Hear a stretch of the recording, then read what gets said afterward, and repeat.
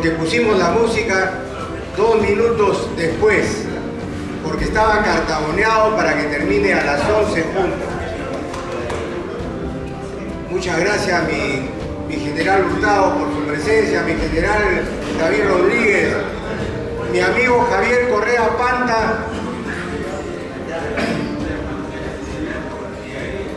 amigo de la frontera de Sullana, que está acá presente, gracias a los amigos que nos están visitando.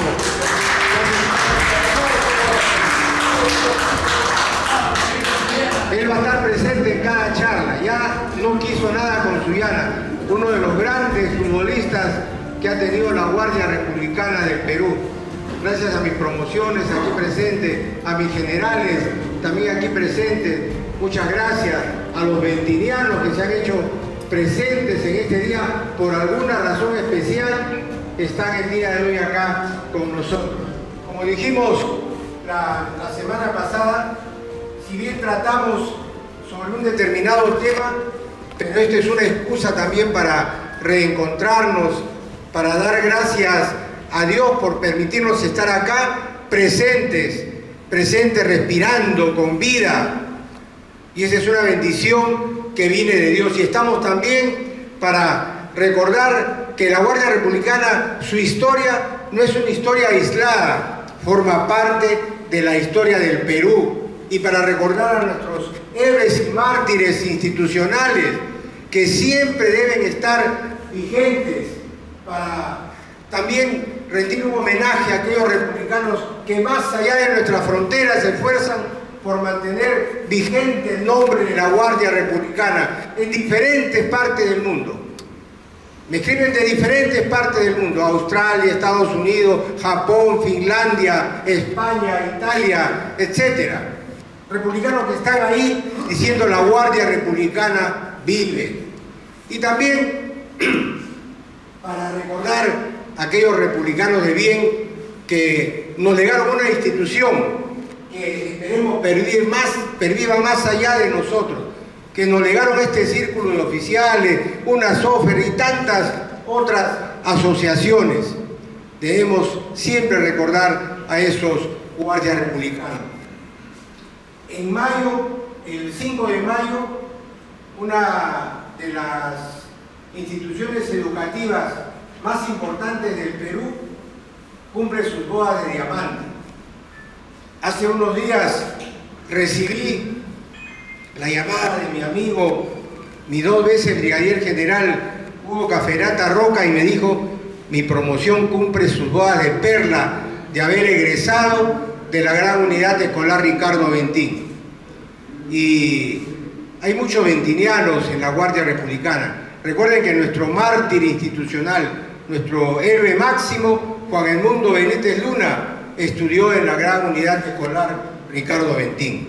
Entonces, hemos preparado un pequeño homenaje para la promoción y también para este colegio emblemático del Perú.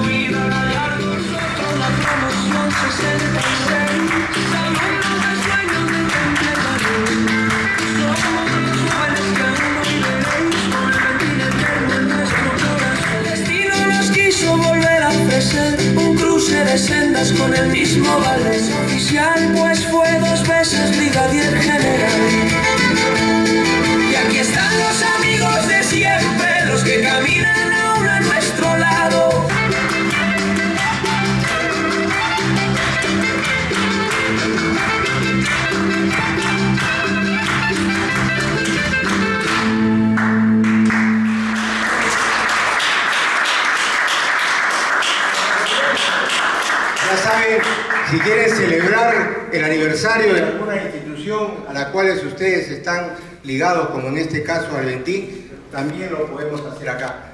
Felicitaciones, mi coronel, adelante.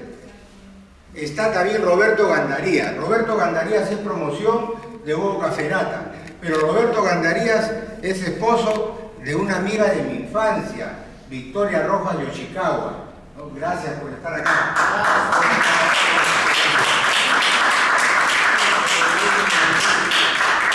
Queridos amigos, buenos días antes que nada. Estoy emocionado por el genio de nuestro amigo Roberto, por la calidad de persona que es y por esta maravillosa presentación de la canción dedicada a nuestra unidad, gran unidad escolar Ricardo Bentín. De mi promoción, Juan Benítez Luna, que ahora es el mártir de la Policía Nacional, es el espada de honor de mi promoción. Hemos tenido el honor de estar con ellos durante 4 años. Estoy muy agradecido y expreso mi felicitación y agradecimiento a Roberto a nombre de la gran unidad escolar Ricardo Bentín, a la que tengo el honor de pertenecer a la comisión, a la directiva. También invitarlos a ustedes.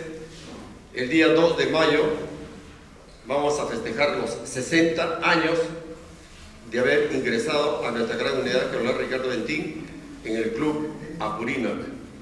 Ahí estaremos presentes y quedan cordialmente invitados. Y el día 5 de mayo estamos cumpliendo 75 años, ¿no, Freddy? 75 años estamos cumpliendo, Ricardo Bentín. Entonces también estamos invitando ahí, porque va a haber una gran ceremonia en nuestra gran unidad escolar Ricardo Bentín de Apurímac. Muchísimas gracias a todos por su presencia y agradecer y reiterarle también mis sinceros agradecimientos a Roberto, primeramente por la calidad de gente que es y por el genio en la informática. Gracias.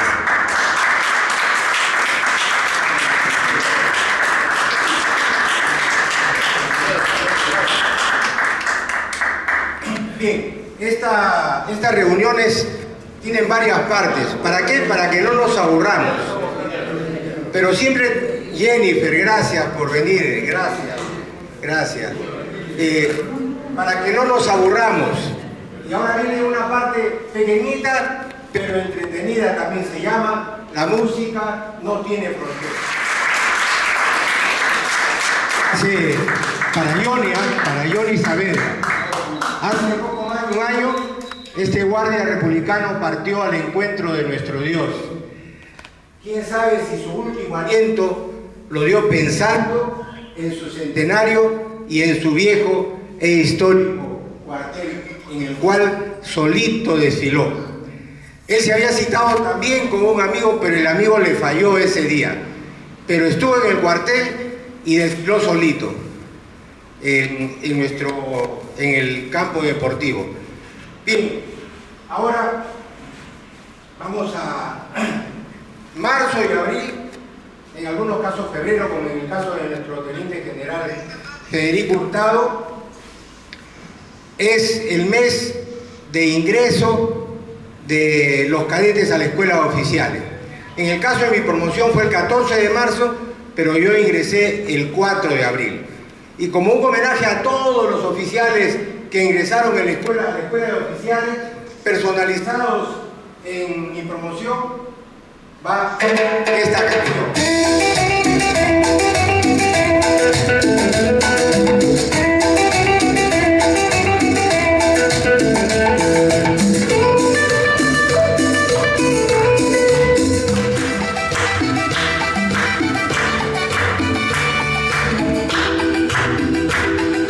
Nuestra amistad es espada de buen acero, forjada en la fragua de la escuela de oficiales, donde el fuego del cadete dejó su estela. Y el uniforme, prendas que el cuerpo no daban la talla, pero 5 minutos aguja e hilo ganaron la batalla. Allí se hizo el hombre, nació el caballero, únicos bravos con temple de acero. latir. Honor, lealtad y disciplina, nuestro lema sagrado hasta nuestro final. Gracias. Algunos dirán, ¿a qué hora empieza la charla, no? Gracias, Rosita Puma. Elizabeth, gracias por estar acá con Mayuquito. Muchas gracias. Muchas gracias. Este 17 de abril se viste el día de gala para nombrar al hombre manos limpias de integridad. Brilla su ejemplo una y otra vez.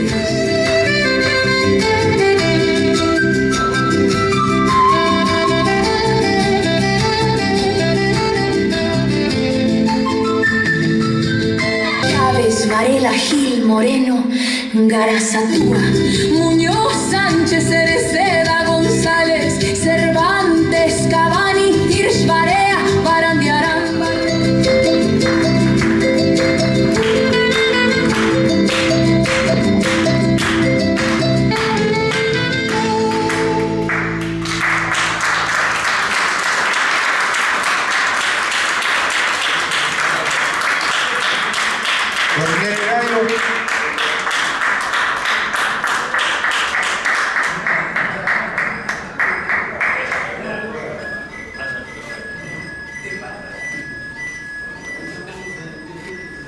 Gracias, mi coronel, por permitirme este espacio y aprovechando sus alocuciones mensuales que hace usted con el mayor respeto y aprecio, le digo y lo felicito porque esto es la historia de nuestra Guardia Republicana del Perú.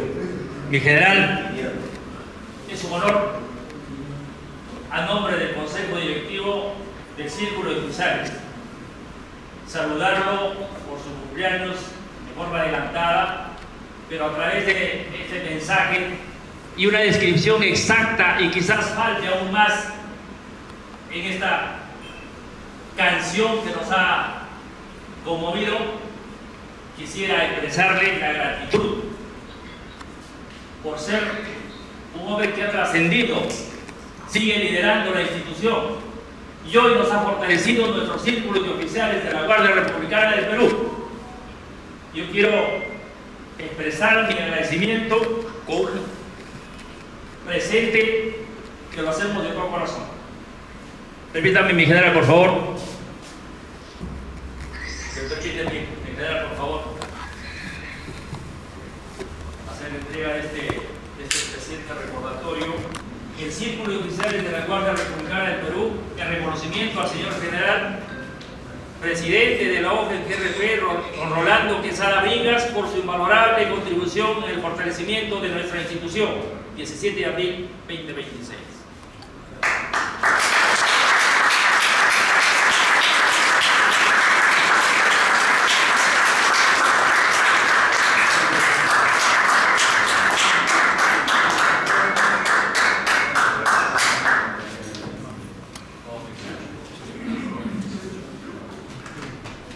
Disculpen ustedes, pero el más sorprendido he sido yo.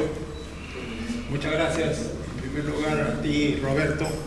Somos amigos de hace 40 años, cuando nos encontramos en la ciudad en el país de España, en la ciudad de Valencia, donde estudiamos, bueno, él en Madrid, en Valencia, estudiamos juntos yo 2 años, 4, y de ahí hicimos una amistad bastante grande que se ha convertido en prácticamente una familia.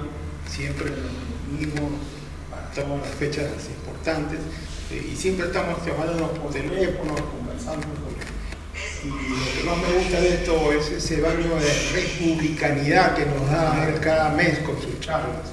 Realmente es un historiador, el mejor historiador que hemos tenido, recordando también al coronel Mendoza, pero él lo ha superado, como debe ser siempre, el uno debe superar al maestro y prácticamente está dedicando su vida a hacer la historia inigualable de nuestra querida institución. Yo creo que cuando escuchamos esto, que realmente a quien queremos a la institución de verdad, aquellos que aceptamos, ¿no?, con honor, con lealtad y con disciplina, que la Guardia Republicana del Perú en su momento nos haya abierto sus puertas, nos haya ubicado en su seno y nos ha dado todo lo que somos y todo lo que tenemos. E informa también con mucha gratitud al señor presidente del Círculo de Oficiales por este merecido, digamos, reconocimiento. Yo pretendo ser un buen socio y yo amo a esta institución porque, como repito, todo me lo dio, todo lo que soy se lo debo a ella, y lo que sí puedo decir con orgullo, que jamás le he fallado, nunca le he fallado a la Guardia Republicana. Por eso digo, le agradezco todo este reconocimiento, quizá indebido, pero yo sí me jacto de que en un solo minuto he fallado a la Guardia Republicana en nada. He dedicado mi vida y con gratitud, y eso es lo que yo lamento a veces cuando veo que hay algunos, probablemente no son todos, de que no tienen esa misma gratitud que deberíamos tenerlo, porque la Guardia Republicana nos ha dado todo. Este reconocimiento, tanto del Círculo Oficial como mi gran amigo Roberto, lo llevaré siempre en mi corazón, porque es el mejor regalo que tengo en los 80 años que tengo. Muchas gracias.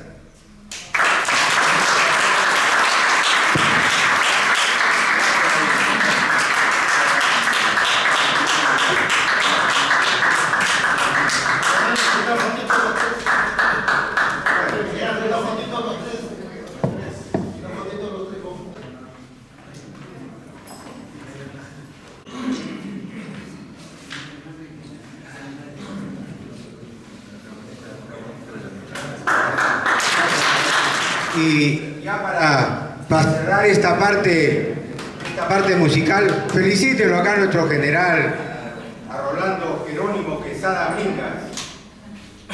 Yo quiero también en esta charla de mes de abril, agradecer al Consejo Directivo del Círculo de Oficiales, porque durante estos 3 años nos ha apoyado constantemente para la realización de estas charlas. Coronel Herrado Ramírez y a tu Consejo Directivo por este apoyo. En mayo esperamos continuar, va a depender ya del nuevo Consejo Directivo que asuma dentro de unos días, gracias a Dios, gracias a Dios. Y ahora sí, se terminó el aburrimiento y viene la charla que va a ser muy cortita porque todavía hay algunas actividades más. Una vez que culminemos con la charla. Hemos estado viendo la vida de Augusto B. Leguía, la influencia que tuvo en los primeros 50 años de la vida republicana del Perú. 20 años de la vida republicana del Perú del siglo XX estuvo marcado por la presencia de Augusto B. Leguía. Pero lo que a nosotros nos interesa y nos interesaba es ver algunas cosas. Y esto es lo que hemos tratado de leer a lo largo de estas tres sesiones que hemos tenido y que culminan el día de hoy. ¿Por qué se crea el Regimiento Guardia Republicana? ¿Por qué se cambió de batallón a regimiento? ¿Por qué el año 1931 desapareció la Guardia Republicana? ¿Por qué Leguía fue tan odiado? ¿Por qué se intentó destruir toda la obra del Oncenio de Leguía? Y para responder a estas interrogantes, hemos empezado a ver cuál es el cordón umbilical que unía a Leguía con algunos personajes que precisamente marcaron también su vida, con el gran mariscal del Perú, Andrés Avelino Cáceres, con Sánchez Cerro, con José Pablo Ibarrera, con Samuel del Alcázar, con David Samanés Ocampo. Y hemos ido encontrando esos cordones umbilicales y a través de ellos hemos ido dando respuestas a estas interrogantes. Recordemos también algo que forma parte de la historia del Perú. El año 1895, en el Perú, cuando cae Cáceres, se dio inicio a lo que se conoció como la República Aristocrática. 40 familias, solo 40 familias eran dueñas del Perú. Y recuerden que en esa época Ahora, a propósito de las elecciones, solo votaban los que sabían leer y escribir. De los 2 millones de peruanos, solo 200.000 tenían estas características. Entonces, ahí estaban pues los gamonales en la sierra, que algunos, mi padre conoció a muchos gamonales porque siguieron vigentes durante mucho tiempo, bien entrado el siglo XX, ¿no? Y en la costa, recuerden, en el norte, ¿no? Los que cultivaban azúcar. Recuerden que fuimos hasta exportadores de azúcar. Gracias a Velasco ahora somos importadores de azúcar, ¿no? El algodón en el sur, etc. Y estas familias ponían y sacaban presidentes. Ya hemos visto que los analfabetos no podían votar. Leguía, por su habilidad, rápidamente se hizo millonario. Los estudiantes de la San Marcos constituían la clase media del Perú. Y en la última base de la pirámide estaba el 90% de los peruanos, pero que gracias a diversos movimientos que se dieron, no solo en el Perú, sino en el mundo, se consiguieron algunos derechos para estas minorías. Y los oligarcas a inicios del siglo XX se hicieron más millonarios de lo que ya eran.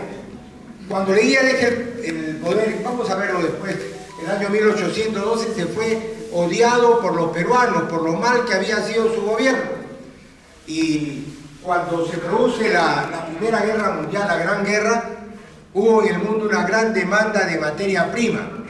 Eso hizo que el Perú fuera, mejor dicho, que los exportadores peruanos, que eran estas 40 familias, se volvieran mucho más millonarias.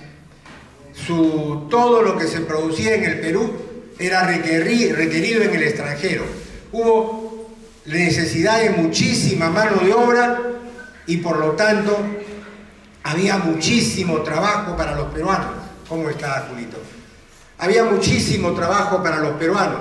Los peruanos estaban contentos, felices con los gobernantes, con Manuel Pardo Ibarreda y con los que gobernaban en esa época. Pero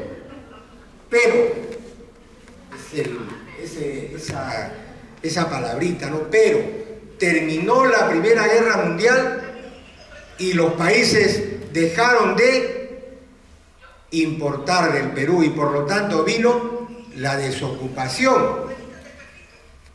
Y estaban tan desesperados los peruanos que se podían agarrar de cualquiera que se les presentaba en ese momento. ¿Y quién se les presentó? Augusto B. Leguía. Augusto B. Leguía. Y acá hay un pequeño resumen de la vida de Leguía como gobernante. Manuel Candamo asume el poder, en esa época no se asumía el 28 de julio, ¿no? En este caso él asumió el 8 de septiembre del año 1902, pero murió rápidamente. Incluso el filipino Livorno le compuso una marcha para su muerte, la marcha Candamo, y fue tocada por el batallón de gendarmes número 1, por la banda de músicos del batallón de gendarmes número 1, ¿no? La marcha Candamo. Está en internet, esa marcha, esa famosa marcha que se compuso para el presidente de la República. Pero desde el año 1903 hasta 1908, incluso después que murió Candamo, Augusto B. Leguía fue ministro de Hacienda y primer ministro. Era habilísimo, todo le salía bien. Y a partir del año 1908, como parte del Partido Civilista, asume la presidencia de la República, como parte de la oligarquía limeña. Y vamos a ver cómo aquel que formó parte de la oligarquía limeña fue también el que puso punto final a la oligarquía peruana. Pero en la época de Leguía y los anteriores presidentes, ni el Palacio de Gobierno ni los presidentes tenían la seguridad como la que hoy tienen. El batallón de gendarmes número 1 con tropas del ejército se turnaban en la seguridad del Palacio de Gobierno. Y es por eso que el 29 de mayo del año 1909 los pierolistas asaltan Palacio de Gobierno, toman prisionero a Augusto B. Leguía y lo quieren obligar a renunciar y lo llevan incluso hasta una de las calles de Lima. Y ahí es rescatado por un alférez. Ahí está el nombre del alférez, ¿no? Y cuando el alférez Gómez le dice, cuando Leguía le dice, ¿cómo se llama usted alférez? Gómez. Muy bien, capitán, le dice, lo ascendió inmediatamente de alférez a capitán. En ese lapso que estuvo el presidente construyó el dique del Callao. ¿Y qué nombre le puso? Augusto B. Leguía. Y cuando termina su mandato el año 1912, como les dije anteriormente, fue totalmente tormentoso, fue terrible, incluso fue deportado por Vigils. Y ahí está el resumen de la vida de Leguía. Después de la Primera Guerra Mundial, como hemos dicho, sobrevino la desocupación, porque ya no había trabajo en el Perú. Vinieron las protestas populares, las masas pensantes se aferraban a cualquiera que le ofrecía cambio. Esta es la vida de Leguía todo el tiempo que fue presidente, ministro de Hacienda y primer ministro. 20 años estuvo dirigiendo de alguna manera la vida política del país. Y la caída estuvo íntimamente ligada, como vamos a ver, también a la oligarquía limeña, porque cuando Sánchez Cerro se subleva en el sur, fue apoyado por los oligarcas de Lima. Y ya su gobierno era insostenible. Recuerden una cosa, hasta el año 1929 Leguía era sumamente popular.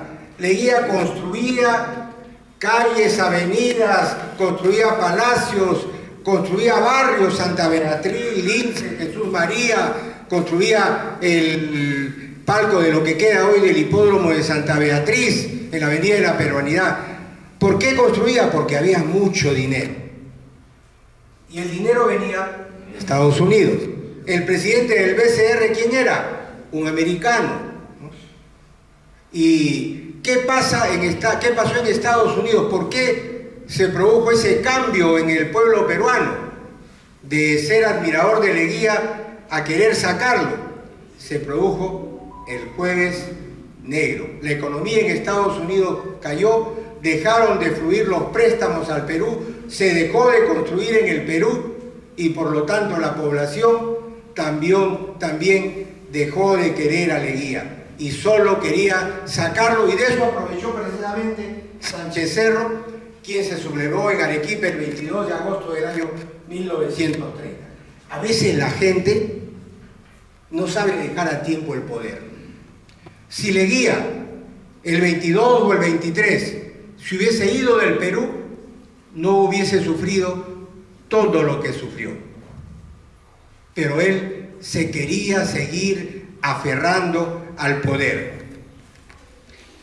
Y Sánchez Cerro se subleva, y miren cómo en la vida, a veces dicen Bustamante y Rivero, el gran demócrata, ¿no?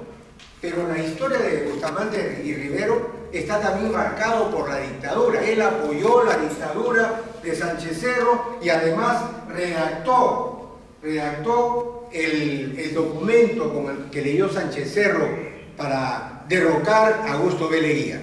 O sea, cuando hablamos de demócratas hay que tener muchísimo cuidado. A Leguía no le quedó otro camino que renunciar, pero lo hizo tardíamente. Primero ante una junta de gobierno, la junta de gobierno tuvo que dejar también el poder y todavía Leguía, fíjense cómo es, el día 24 se dio el lujo de asistir al hipódromo, todavía con toda la calma del mundo.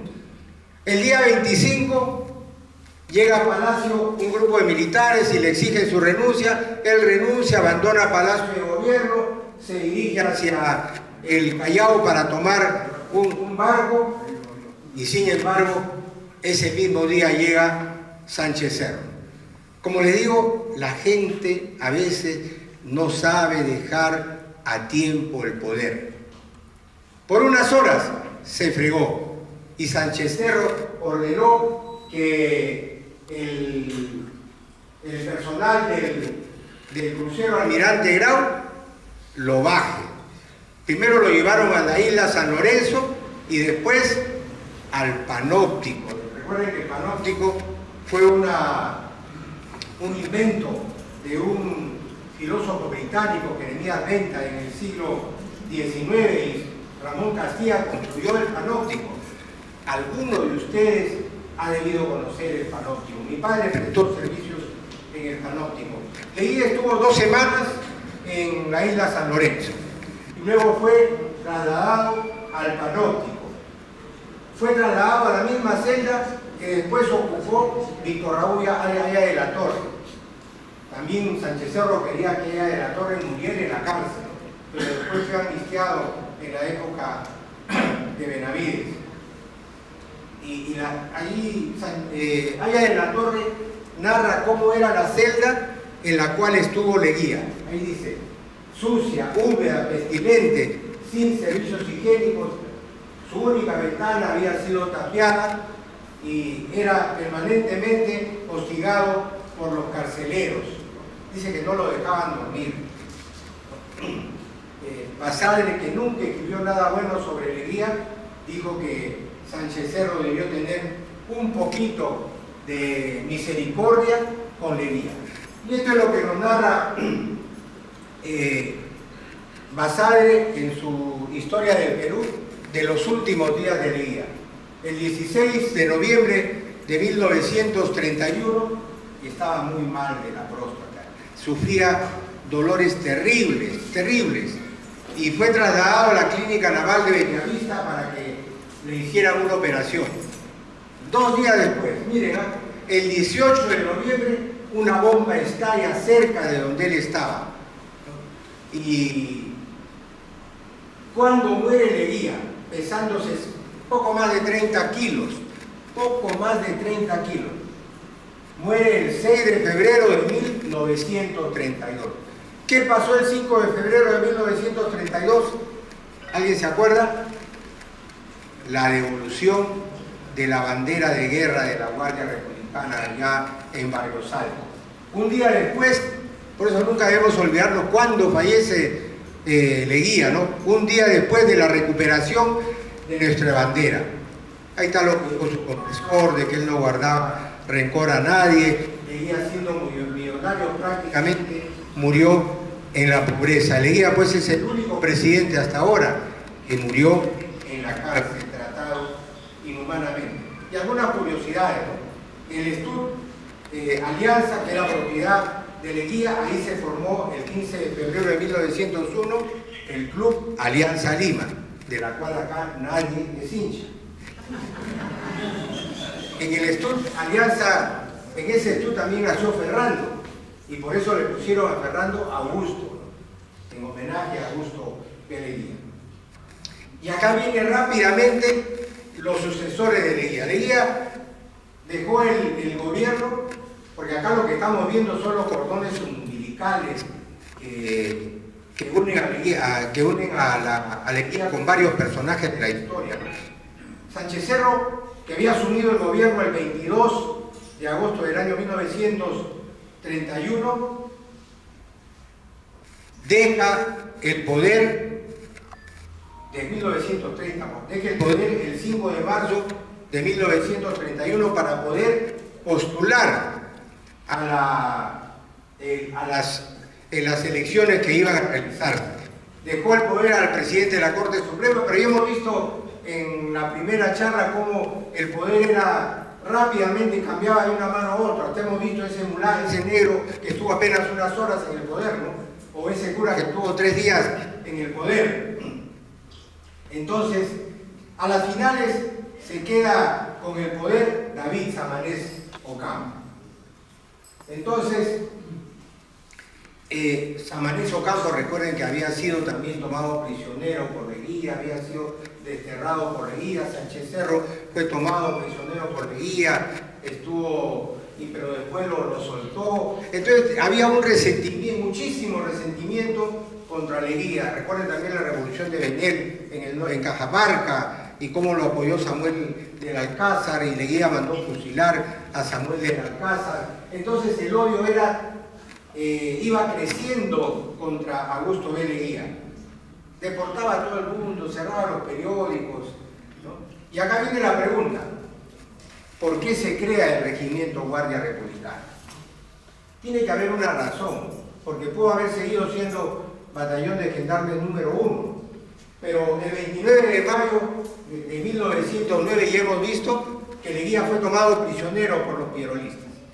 Y Leguía seguramente pensó: nunca más debe suceder esto a un presidente de la República. Y por eso, cuando asume nuevamente el poder el 4 de julio del año 1919, lo primero que hace es crear una unidad que le dé seguridad, que es seguridad al Palacio de Gobierno y a las diversas instituciones del Estado. Y eso hizo Leguía. Entonces, acá agregamos algunos personajes más de la historia que fueron los que inspiraron la creación de la Guardia Republicana. Leguía, que había estado en París, que había estado en Europa. Cáceres, que había estado en París, en Europa. Gerardo Álvarez, que también había estado en París, en Europa, fueron los inspiradores para que el 7 de agosto se cree el regimiento en base al batallón de gendarmes número 1, se cree el regimiento Guardia Republicana. Hay un error ahí, ¿no? Y recordemos que su primer jefe fue Florentino Bustamante. Debemos también recordar que Florentino Bustamante no fue de la Guardia Republicana. Tenemos que tener esto sumamente claro. Fue siempre del ejército peruano, como lo fue Herboso. Uno hubiese querido que diga coronel GRP Herboso, pero no era del ejército. La placa que está ahí dice GRP, pero no es GRP, es ejército peruano.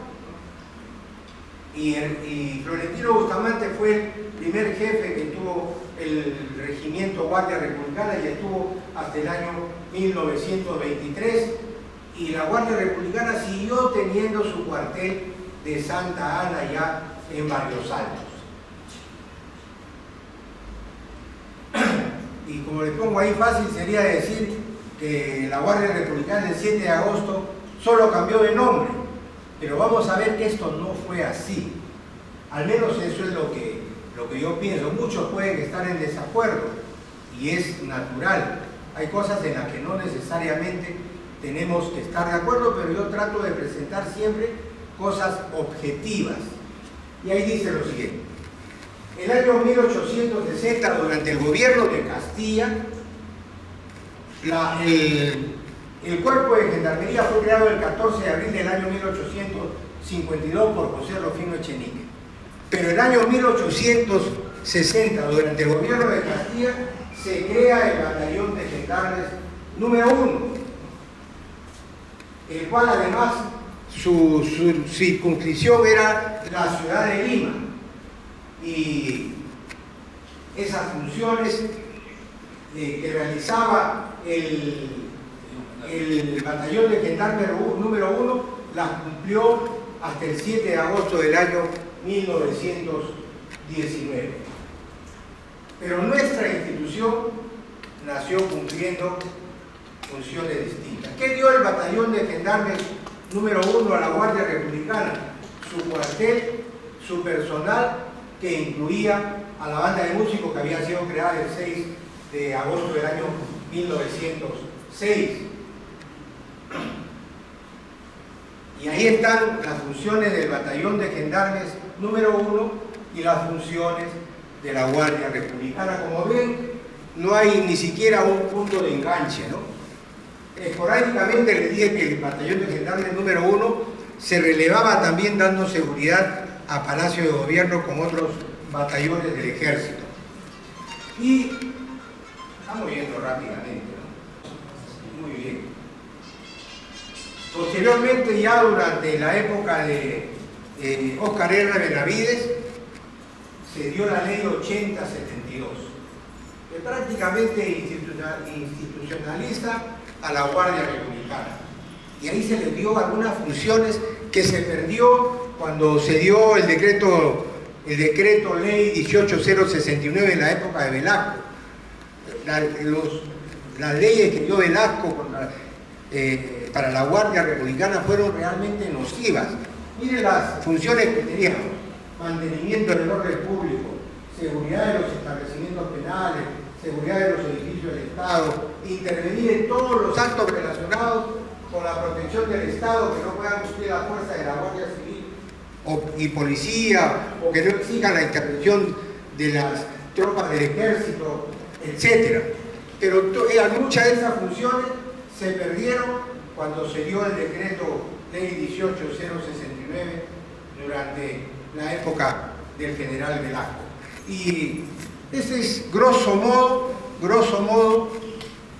lo que hemos querido presentar a lo largo de estas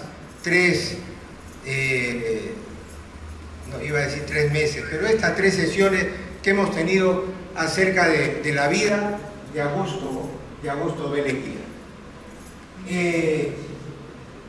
Como un corolario de esto, he preparado algo especial, también musical. Ahora todo lo que preparo es musical. Pero lo he llamado Recuerdo Republicano número 2. El mes pasado presentamos Recuerdo Republicano número 1 y mencionábamos a todos los puestos de vigilancia de la frontera norte, desde Punta Capones hasta Ayabaca. Hoy vamos a mencionar los puestos de vigilancia de Cajamarca hasta la frontera con Brasil. Y esto también forma parte de la historia. Son todos los puestos que hasta el año 1994 tenía registrada la Policía Nacional a cargo de la propia Policía Nacional. Algunos puestos fueron abandonados por diversas razones, pero son los puestos que están registrados oficialmente y que estaban a cargo de la Policía Nacional y en algún momento a cargo de la Guardia Republicana. Entonces, vamos a estrenar, salvo que ustedes tengan alguna pregunta, ¿no? Con el mayor gusto podemos un retiro, por favor. Ustedes no saben la emoción que tengo cada vez que hago estas cositas. Siempre le echo la culpa al viento, ¿no? Pero es emocionante escribir la letra, es emocionante ir sacando una canción, ¿no? Yo me siento un privilegiado de Dios por esto y daré gracias a Dios siempre por esto. Y una segunda cosa, los republicanos también son escritores y tengo en mi biblioteca varios libros escritos por guardias republicanos. Por ejemplo, en varias versiones, hasta para niños, Seguridad Ciudadana, que lo escribió Juan José Santibáñez Marín. Y tengo que es el último que he leído. Lo he leído hace unos días solamente. Se llama Volver a Vivir. Oscar Zapata es un guardia republicano que alguno de ustedes lo ha conocido de repente. Él actualmente está en España, en Benidorm. Él escribió este libro y yo en mi Facebook voy a poner dónde pueden adquirirlo. Y es realmente una crónica interesante. Lo leí de golpe, de un solo día. Es bastante entretenido. Entonces, eso nos demuestra pues, que los guardias republicanos también son escritores. Y ahora viene una sorpresa. Quiero que nos pongamos de pie.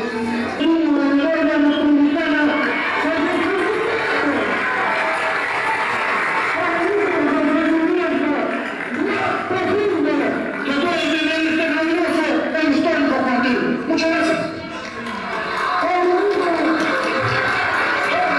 Señoras y señores, la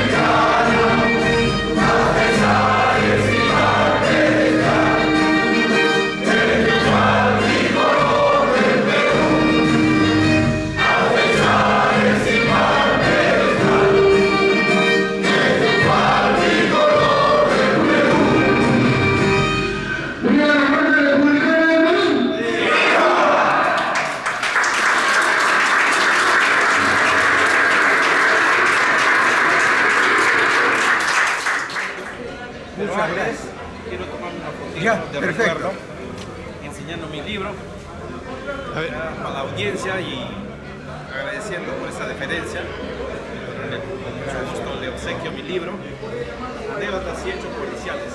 Autor, Mayor Teddy Arevalo Saldaña. Sí.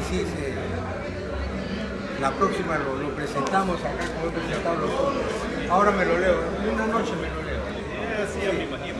Sí, me encanta. Muchas gracias. El día leo velozmente. Gracias. Gracias. Muy amable. Final de la jornada del día de hoy que nos ha ofrecido nuestro coronel García Ríos.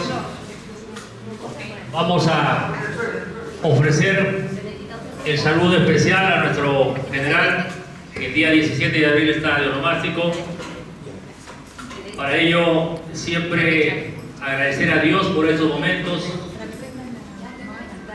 agradecer a la familia republicana y a toda nuestra familia que son parte de y están siempre pensando en nosotros. Y esta fecha que se aproxima el 17 de abril seguramente no será ajena para usted, mi general. ¡Feliz cumpleaños! Cantemos el Happy Verde, por favor. Happy Verde al golpe. Happy Verde.